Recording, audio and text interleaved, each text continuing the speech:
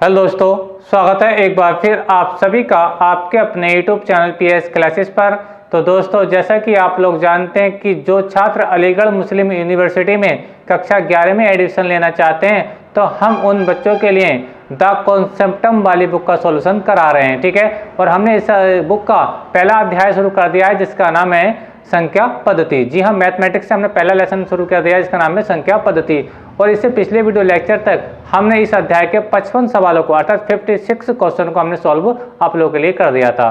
तो यदि आप लोगों ने मेरे वो वीडियो नहीं देखे हैं तो आप लोगों से मेरा विशेष रिक्वेस्ट ये है, अगर आप अलीगढ़ मुस्लिम यूनिवर्सिटी की अच्छी तैयारी करना चाहते हैं, ठीक है, और अच्छे से आप चाहते हैं कि हमारा उसके अंदर सिलेक्शन हो जाए, तो आप लोगों से मेरा विशेष रिक्वेस्ट ये है बेटा, इस किताब का पूरा सॉल्यूशन देखने के लिए प्लीज़ अभी हमारे चैनल को सब्सक्राइब कीजिए और बेल आइकन का बटन जरूर दबाइए ताकि हमारी आने वाली हर वीडियो का नोटिफिकेशन आप लोगों के लिए सबसे पहले प्राप्त हो।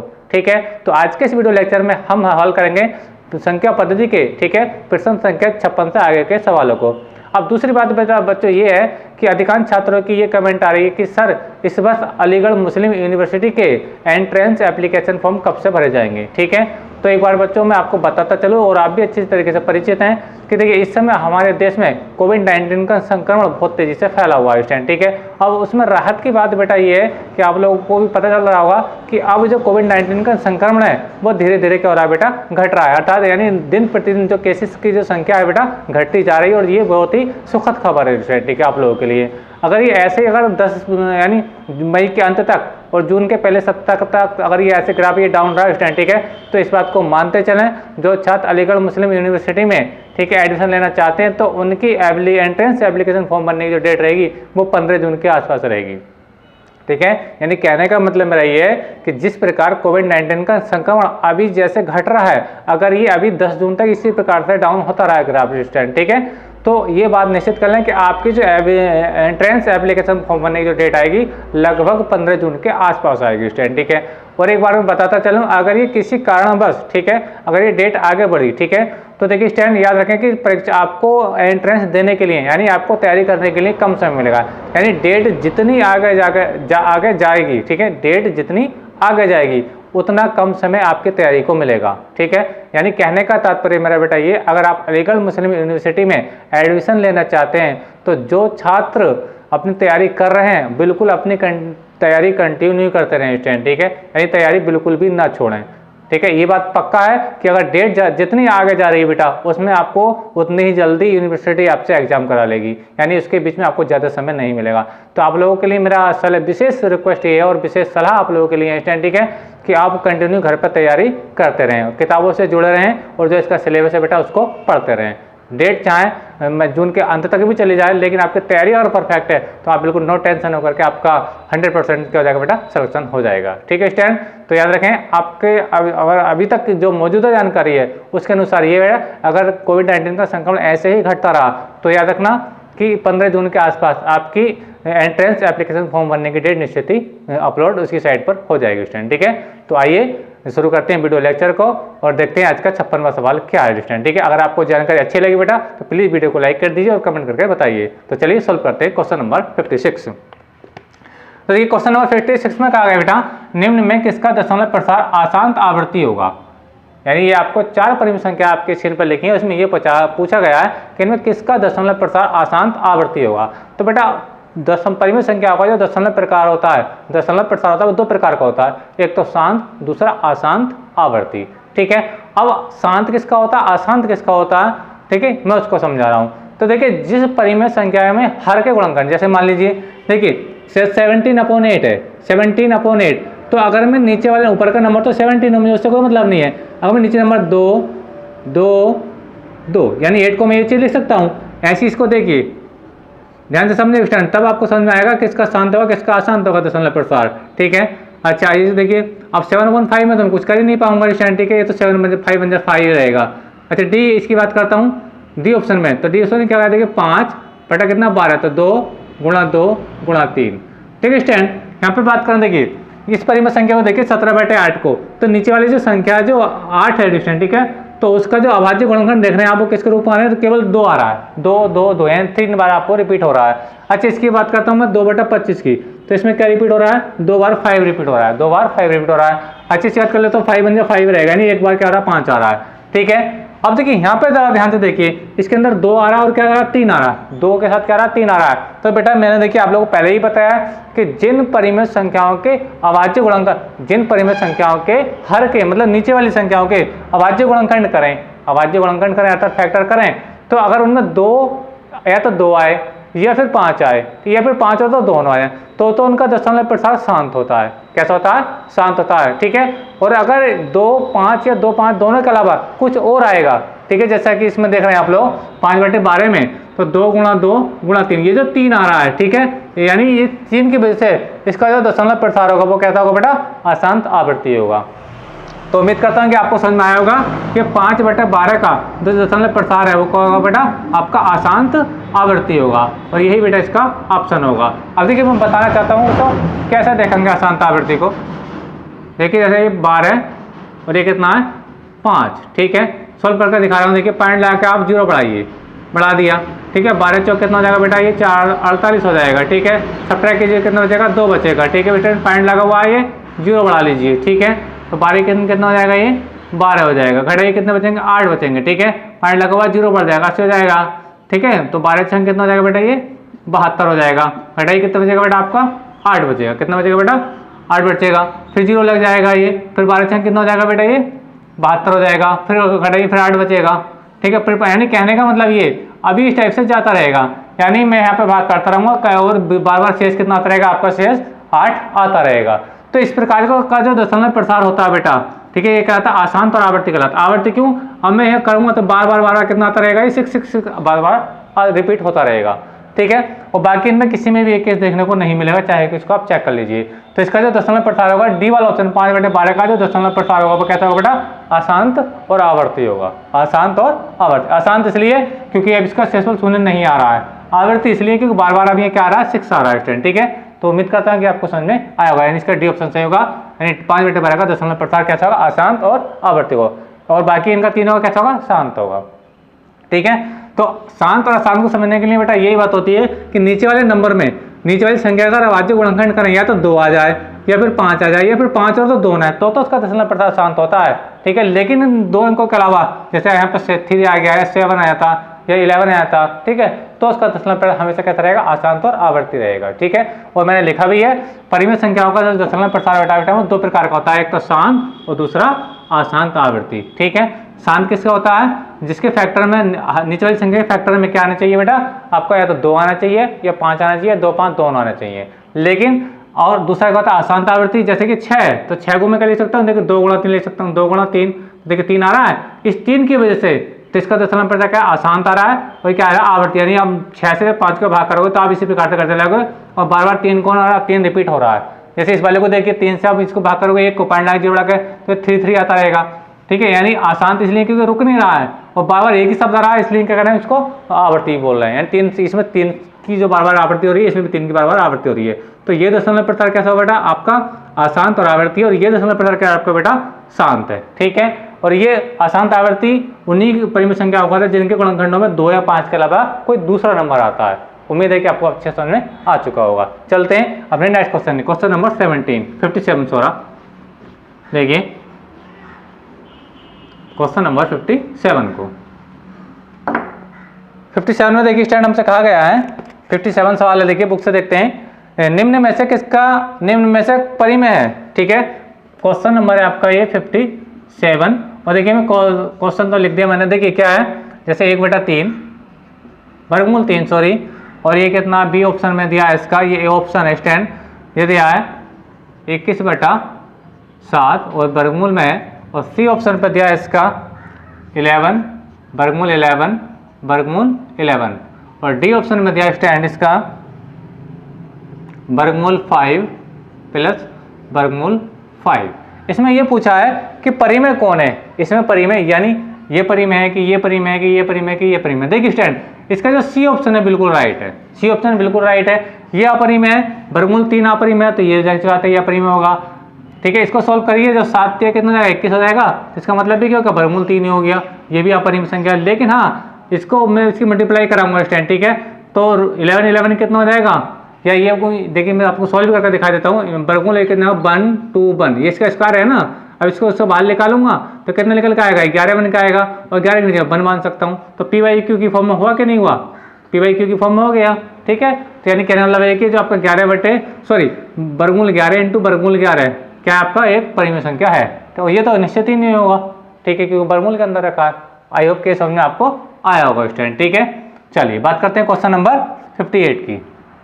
ध्यान रखें, वर्गमूल 11 इंटू वर्गमूल 11 कैसी है, एक परिमेय संख्या है, क्योंकि इसको सोल्व करेंगे तब हमें इसका रिलेटिव दिखाई देगी स्टूडेंट। ठीक है, चलिए क्वेश्चन नंबर हम बात करते हैं 58 में स्टूडेंट हमसे कहा गया है, देखिए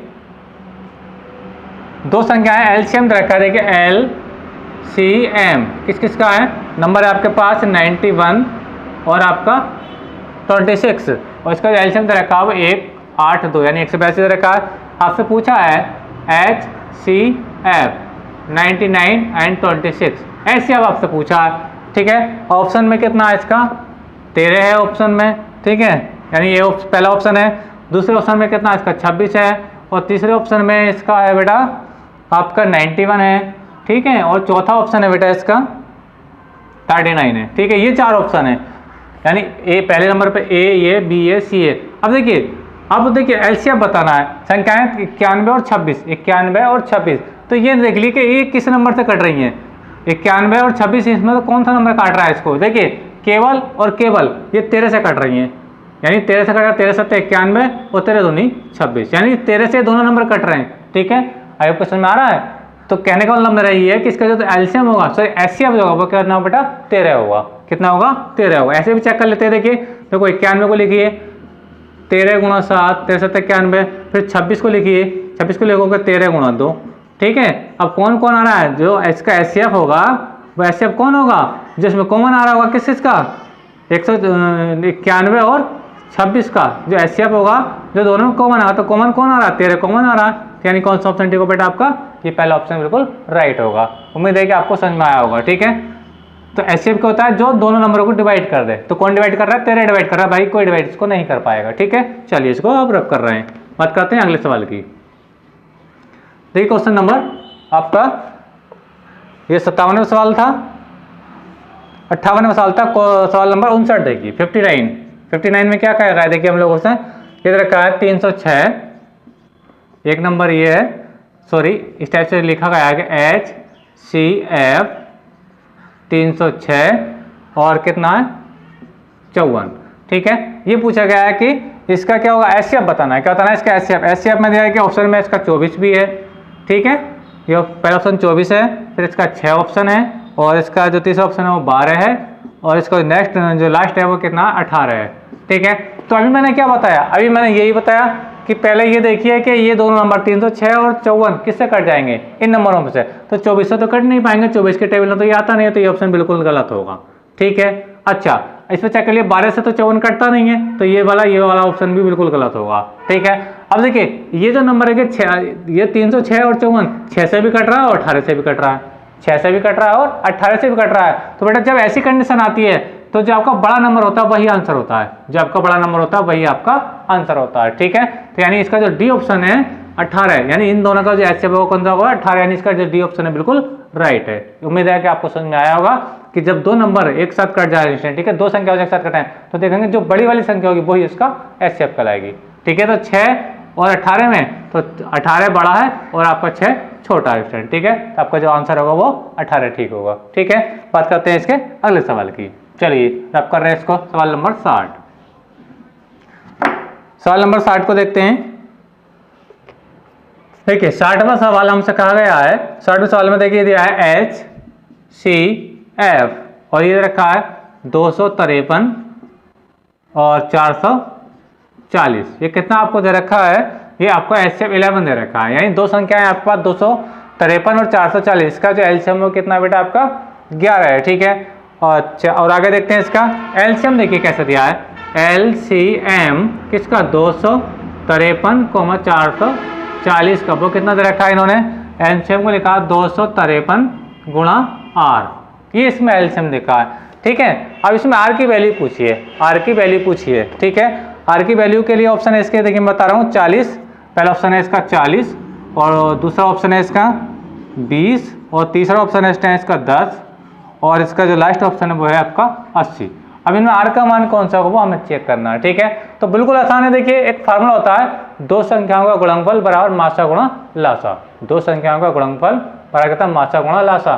देखिए मैं लिख रहा हूँ यानी मासा, ठीक है। अब मासा को हिंदी में लिखना हो तो ऐसे आप लिख दीजिए HCF। नंबर कौन कौन से हैं आपके 253 और कौन सा है आपका 400, सही करके लिख देता हूँ इसको 253 इंटू 440 को माने, ठीक है। अब इसका एलसीएम क्या होगा LCM क्या देखिए 253 440, ठीक है, बराबर संख्याओं यानी दो संख्याओं का मासा गुणा लासा। संख्या कौन कौन सी है 253 और 440 बराबर क्या होता है संख्याओं की गुणा, यानी 253 गुणा 440। ये सूत्र वही है मासा गुणा लासा बराबर पहली संख्या गुणा दूसरी संख्या स्टैंड, ठीक है। अच्छा ये चीज आपको दे रखी है, ये चीज कितने की ऐसी है, ये कितना रखा आपको, ये 11 दे रखा है, कितना रखा है 11, तो 11 इधर जाकर आ जाएगा कौन में आ जाएगा 11, आयोग को समझ रहा है। तो ये यानी इसकी वैल्यू रखूँगा 11 और 11 का जाएगा इसके में चला जाएगा तो मेरे पास ये निकल जाएगा। अब इसकी वैल्यू क्या दे रखी है, इसकी वैल्यू को रख दो, ये वैल्यू रखी है आपका बेटा, ये रखिए 253 गुणा R, ये तो आपको दे रखा है, ठीक है। अच्छा तो अब देखिए ये हो जाएगा, इसको काटिए 11 चौक 44, ये इससे कट जाएगा स्टैंड, ठीक है। अच्छा तो ये बचा आपका 253 गुणा 40, ठीक है। अच्छा 253 से 253 काट दीजिए तो R और R कितना हो गया आपका बेटा 40 हो गया, कितना हो गया 40, यानी इसका ऑप्शन कौन सा ठीक है, इसका ऑप्शन नंबर ए वाला ठीक है, यानी इसका 40 बिल्कुल आपका राइट आंसर है। उम्मीद है कि आपको समझ में आया होगा। सूत्र वही है मासा गुणा लासा बराबर दोनों संख्याओं का गुणनफल। मासा की जगह 11 लगा, 11 लगा इसके अपन पहुंच जाएगा और लासा को उसने इस टाइप से दिया तो मैंने उसको लिख दिया स्टूडेंट, ठीक है। अगर क्वेश्चन में आया होगा तो आर का मान कितना आ गया आपका 40 आ गया। चलिए बात करते हैं क्वेश्चन नंबर 61 की। देखिए 61 में क्या कहा गया हमसे, 61 को पढ़ते हैं। देखिए ये पूछा है, नंबर है ये आपका सवाल नंबर 61 में 147 अपॉन 2 की घात 2 इंटू 5 की घात 7 मल्टीप्लाई और 7 की घात 5 का दशमलव प्रसार, दशमलव प्रसार पूछा है ना, प्रसार होगा कैसे करेंगे। देखिए अभी मैंने आपको बताया कि दशमलव प्रसार शांत और अशांत होने की तो कंडीशन होती है। अगर ये खाली 2 और 5 होता, 2 और 5 होता, पावर जहाँ कितने होता, लेकिन ये 2 और 5 होता तो इसका दशमलव प्रसार शांत होता, लेकिन ये 7 भी आ गया, क्या आ गया इसके अंदर 7 भी आ गया। तो इस संख्या का, इस परिमेय संख्या का जो दशमलव प्रसार होगा कैसा होगा, अशांत और आवर्ती होगा। कैसा होगा इसका दशमलव प्रसार, अशांत और आवर्ती होगा। अगर ये खाली 2 और 5 होता तो शांत होता, और इन दोनों नंबर के अलावा कुछ और आता है तो उसका निश्चित ही दशमलव प्रसार क्या होता है बेटा, अशांत होता है। कैसा होता है, अशांत और आवर्ती होता है, ठीक है। तो इसका जो सा ऑप्शन है मैं बता रहा हूँ, ऑप्शन नंबर इसका है 61 का सी ऑप्शन बिल्कुल इसका राइट है। इसका दशमलव प्रसार क्या होगा बेटा आपका, अशांत आवर्ती होगा। बात करते हैं क्वेश्चन नंबर 62। क्वेश्चन नंबर 62 में क्या देखिए 62, क्वेश्चन नंबर 62 देखते हैं। ये कहा है परिमेय संख्या का दशमलव प्रसार होता है, तो परिमेय संख्या का दशमलव प्रसार 2 प्रकार होता है, एक तो शांत होता है, एक अशांत आवर्ती होता है। आयोग को समझ आ रहा है, यानी इन्हें पूछा परिमेय संख्या का दशमलव प्रसार कैसा होता है, तो परिमेय संख्या का दशमलव प्रसार 2 प्रकार का होता है, एक तो शांत, दूसरा होता है अशांत आवर्ती, ठीक है। तो इसका ऑप्शन नंबर कौन सा ठीक है, पर इसको 62 का ऑप्शन नंबर आपका ठीक है शांत या अशांत आवर्ती, बिल्कुल ठीक है, यानी इसका बी ऑप्शन ठीक है, यानी 62 का बी ऑप्शन बिल्कुल राइट है स्टूडेंट, ठीक है। और देखिए परिमेय संख्या का दशमलव प्रसार 2 प्रकार का होता है, एक तो शांत और एक अशांत आवर्ती। लेकिन अपरिमेय की बात करें तो अपरिमेय संख्या का दशमलव प्रसार होता है वो कैसा था, अशांत होता है और अनावर्ती होता है, अशांत होता है और अनावर्ती। कहने मतलब है कि इसके अंदर किसी भी शब्द की रिपीटिंग नहीं होती, जैसे में 3 3 रिपीट हो रहा है, फिर 3 3 रिपीट हो रहा है, इनमें हर बार जितना भी लंबा करोगे इसका ना कोई भी शब्द रिपीट नहीं होता। आगे क्वेश्चन है ना, आसान तो इसलिए है क्योंकि आगे जा रहा है, और इसके अनावर्ती इसलिए क्योंकि ये रिपीट नहीं हो रहा बार बार कोई सा भी अंक, है ना। तो अपरिमेय संख्या का दशमलव प्रसार होता है कैसा, अशांत और अनावर्ती होता है। जिसमें मैंने आपको वर्गमूल 2 लिखा, एक अपरिमेय संख्या है, पाई लिखा एक अपरिमेय संख्या और इसकी वैल्यू मैंने आगे लिख करके आपको समझाया स्टूडेंट, ठीक है। तो याद रखना परिमेय का जो परिमेय संख्या हो दशमलव प्रसाद दो प्रकार का होगा, शांत और अशांत आवर्ती। जबकि और अपरिमेय की बात करते हैं तो उसका दशमलव प्रकार एक ही प्रकार का होता है, वो कहता है अशांत आवर्ती होता है स्टूडेंट, ठीक है। अच्छा, तो 63वां सवाल पूछा, जो क्वेश्चन नंबर 63 है जो मैं पढ़ रहा था वही सवाल आ गया।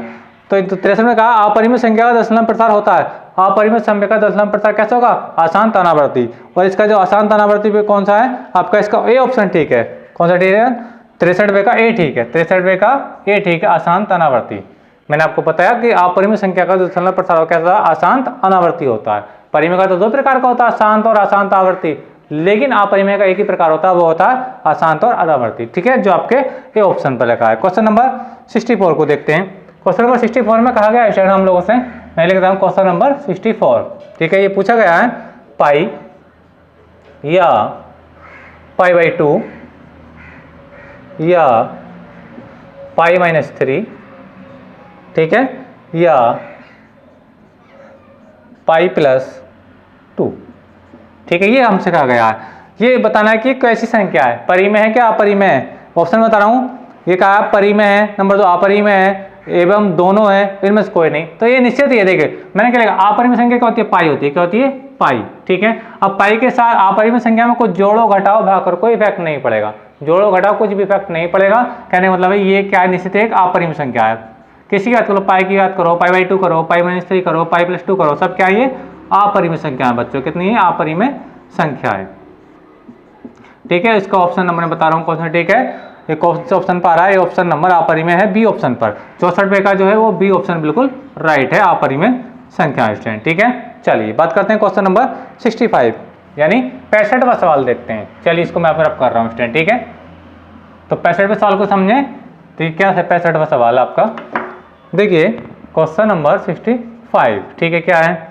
ये दिखा है 0.3 के ऊपर बार का परिमेय रूप लिखिए। का परिमेय, कल भी मैंने इस टाइप के सवाल कराए थे। परिमेय लघुत्तम रूप, लघुत्तम रूप लिखो, ठीक है। क्या होगा देखिए, सॉल्यूशन करता हूं और मैं आपको बता रहा हूं। देखिए 0.3 के ऊपर बार, तो क्या करेंगे? देखिए 3 ऐसा कर दीजिए, एक संख्या के ऊपर बार लगा, 3 के ऊपर बार लगा, तो जितने अंकों के ऊपर बार होता है उतनी बार 9 लिख देते हैं नीचे, ठीक है। काट दीजिए, 3 3 3 3 9, कितना आ गया? 1/3 आ गया। कितना आ गया बेटा? 1/3, ठीक है। तो कौन सा ऑप्शन है इसका? ये 1/3, इसका सी ऑप्शन ठीक है। 65वें का सी ऑप्शन बिल्कुल राइट है और ऑप्शन है आपका 1/3, ठीक है स्टूडेंट। चलिए बात करते हैं। देखिए इसमें 3/9 भी ऑप्शन है, ऑप्शन में 3/9 भी दिया है, याद रखना, और 1/3 भी दिया है। तो इन्हें कहा ना लघुत्तम मतलब छोटा रूप, यानी 3 और 9 तो किससे काटा? 3 से काटा, 3 3 3 3 9, यानी याद रखें आपका 3/9 ऑप्शन ठीक नहीं होगा, यानी कौन सा ठीक है? 1/3 ठीक होगा। आपको समझ में आ रहा है? चलिए बात करते हैं क्वेश्चन नंबर 66 की। 66 सवाल देखिए क्या है। 66 में कहा गया है प्रत्येक पूर्णांक एक है, प्रत्येक पूर्णांक संख्या एक परिमेय संख्या भी होती है। प्रत्येक पूर्णांक होती है, परिमेय संख्या होती है। इसका यानी ये खाली इसमें जो रिक्त स्थान फिरेंदा ब्लैंक्स के टाइप से दिया है, इन्हें लिखा है प्रत्येक पूर्णांक संख्या। प्रत्येक पूर्णांक क्या होते हैं? जैसे 0 है, 1 है, 2 है, 3 है, और ये इनफाइनाइट तक जाते हैं, प्लस इनफाइनाइट तक। माइनस के भी होते हैं इस टाइप से, है ना, माइनस के 1, माइनस के 2, माइनस के 3, माइनस के 4, और ये कहाँ जाते हैं? तो माइनस इनफाइनाइट तक जाते हैं। अब देखिए किसी के नीचे भी 1 मान सकता हूँ मैं, यहाँ पर मान लीजिए, यहाँ पर मान लीजिए। कहने का मतलब ये सब क्या है? p/q की फॉर्म में है, यानी प्रत्येक पूर्णांक क्या होती है? परिमेय संख्या होती है। क्या बेटा? परिमेय संख्या होती है। तो याद रखें ये क्वेश्चन नंबर कौन सा है? क्वेश्चन नंबर ये 66 है। क्वेश्चन नंबर 66 का कौन सा ऑप्शन ठीक है? इसका है सी ऑप्शन ठीक है इसका। बेटा कौन सा ठीक है? सी ऑप्शन इसका बिल्कुल राइट है, ठीक है। इस बात को याद रखें कि प्रत्येक पूर्णांक क्या होती है? परिमेय संख्या होती है, ठीक है स्टूडेंट। बात करते हैं क्वेश्चन नंबर 67 की। 67 में क्या कहा गया है?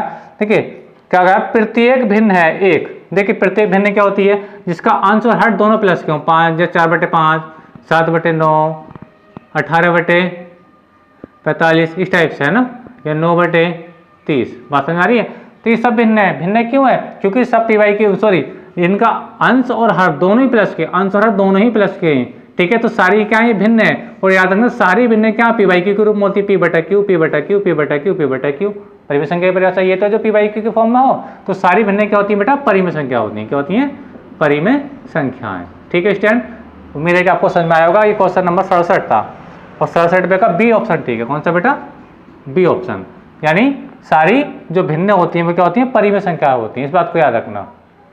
और एक बात और बता दूं, सारी भिन्न परिमेय संख्याएं नहीं होती हैं। देखिए अगर मैं बात करूं जैसे मान इसके 4/5 लिख दिया, तो ये भिन्न नहीं है, क्योंकि भिन्न में अंश और हर दोनों ही प्लस के होते हैं। भिन्न में अंश और हर दोनों ही प्लस के होते हैं। तो सारी परिमेय सारी भिन्न क्या होती है, परिमेय संख्या होती हैं, परंतु सारी परिमेय संख्या भिन्न नहीं होती है। ठीक है, इस बात को याद रखना। अच्छा, बात करते हैं हम क्वेश्चन नंबर 68 की। 68 में क्या है, प्रत्येक प्राकृतिक संख्या होती है। प्रत्येक प्राकृतिक संख्या क्या होती है, देखिए ये क्वेश्चन नंबर है आपका 68। क्वेश्चन नंबर है 68। प्राकृतिक संख्या क्या होती है, जो n से डिनोट करते हैं इनको 1 2 3 4, यानी 1 से स्टार्ट करो कहाँ दी है, प्लस इनफाइनाइट तक जाती हैं। और अगर मैं देखिए इसको अगर मैं इसमें जीरो मिला दूं, क्या मिला दूं, इसके अंदर जीरो मिला दिया, मैंने जीरो लिख दिया 1 2 3 4 और ये प्लस इनफाइनाइट तक, यानी कहने वाला जीरो मिलाने पर क्या बन जाते हैं, ये होल नंबर बन जाते हैं। यानी सारी प्राकृतिक संख्या क्या होती हैं, पूर्ण संख्याएं होती हैं। क्या होती है बेटा, पूर्ण संख्या होती है, इस बात को याद रखना। सारी प्राकृतिक संख्या क्या होती हैं, पूर्ण संख्याएं होती हैं, इस बात को याद रखना। और ये नंबर इसमें ऑप्शन बी ठीक है, 68 का बी ऑप्शन बिल्कुल राइट है। सारी प्राकृतिक संख्या क्या होती है बेटा, पूर्ण संख्या होती है। क्यों, प्राकृतिक संख्याओं में अगर हम जीरो को मिला देते हैं, किसको मिलाते हैं बेटा, जीरो। देखिए यहाँ से यहाँ तक क्या है, यहाँ से तक तो ये सब प्राकृतिक ही है, लेकिन मिलाया क्या, मैंने जीरो मिलाया। ठीक है, तो सारी प्राकृतिक संख्या क्या बन जाती है, पूर्ण संख्या बन जाती है। तो याद रखना इसको, सारी प्राकृतिक संख्या क्या होती है, पूर्ण संख्या होती है। इसका बी ऑप्शन बिल्कुल राइट है, 68 का बी पार्ट ठीक है। अच्छा, अब बात करते हैं 69वां सवाल देखते हैं। देखिए 69वें सवाल में हमसे पूछा है, अच्छा सवाल 69वां, देखिए क्या है, सवाल नंबर 69 में हमसे पूछा गया स्टैंड, ये है 1 4 4 0। ठीक है, मैं 2 का अधिकतम घात कितना होगा, 2 का अधिकतम घात, तो कुछ नहीं करना है, इसके फैक्टर कर दो। देखो 2 7 14, 2 दूनी 4, 2 3 6, 2 6 12, 2 1 2, 2 8 16। ठीक है स्टैंड, 2 9 18। ठीक है, 2 4 8, 2 5 10। ठीक है, अब देखिए आगे को फैक्टर करने का कोई फायदा नहीं है, क्योंकि 2 की घात पूछी ना, तो आगे को तो 5 आ गया, विषम संख्या यानी करना चाहो तो कर लो, इससे कोई भी दिक्कत नहीं रहेगी स्टैंड। ठीक है, 3 × 3 3 5 15। ठीक है, 3 5 15। ठीक है, और 5 × 5, तो 1 2 3 4 5, 5 बार 2 आ रहा है, कितनी बार आ रहा है, 5 बार 2 आ रहा है, तो 2 की घात कितनी हो गई, 5 हो गई स्टैंड। ठीक है, और इसको लिखना चाहते हो तो 2 3 क्या बार आ रहा है, 2 बार आ रहा है।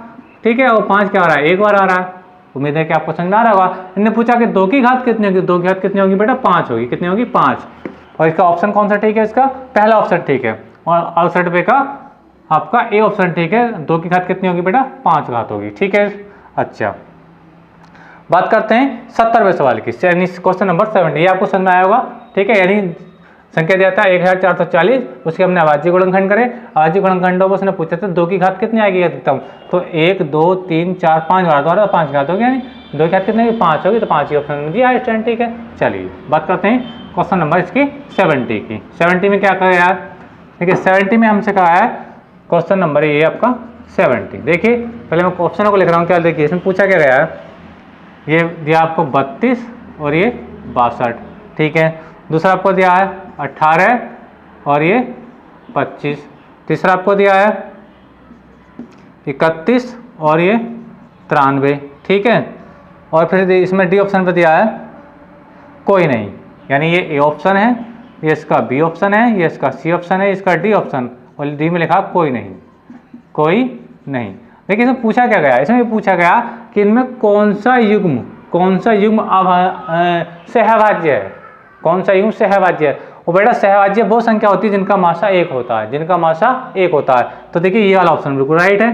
क्यों, देखिए इसका भी मासा अलग 1 नहीं आएगा, इसका भी 1 नहीं आएगा, क्योंकि 31 और 93 31 ही कट रहे हैं। ठीक है, ये दोनों नंबर 2 से कट रहे हैं।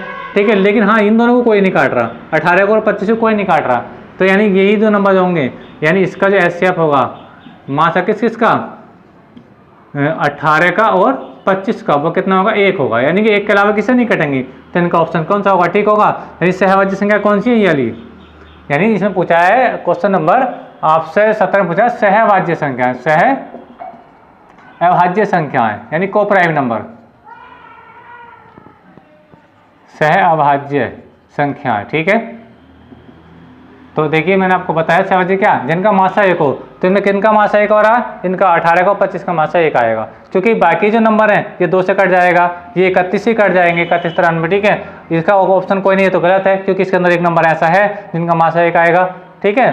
यानी 18 और 25 1 के अलावा किससे नहीं कटते स्टूडेंट, ठीक है। तो ऐसे ही नंबर क्या कहलाते हैं जिनका मासा 1 होता है, ठीक है, या जिनका उभयनिष्ठ गुणनखंड 1 होता है वो कहलाता है सहअभाज्य संख्या कहलाती है। तो इसमें कौन सा ऑप्शन ठीक होगा, बी ऑप्शन ठीक होगा स्टूडेंट, ठीक है। तो आज के इस वीडियो लेक्चर में स्टूडेंट बस इतना ही। अगर वीडियो आपको अच्छा लगा तो प्लीज वीडियो को लाइक कीजिए, शेयर कीजिए और चैनल पर नए तो चैनल को सब्सक्राइब कर लीजिए। मिलेंगे अगली वीडियो में, तब तक के लिए धन्यवाद।